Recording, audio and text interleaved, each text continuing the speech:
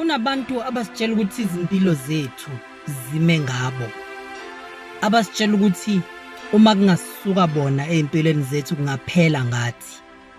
Kanti abazi ukuthi kukhona nabanye abantu abake basuka ezimpilweni zethu still saphila.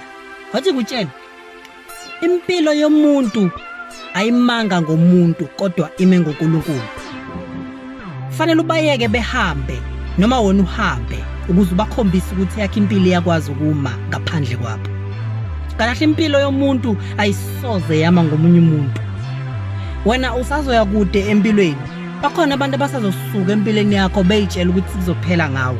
Awubanikeze ithushanyana elincane besukile. Yazi mhlawumbe laba bantu abayitshela ukuthi yibo abamise impilo yakho noma mhlawumbe yibo abenze impilo yakho ukuthi ilokhu ekhona.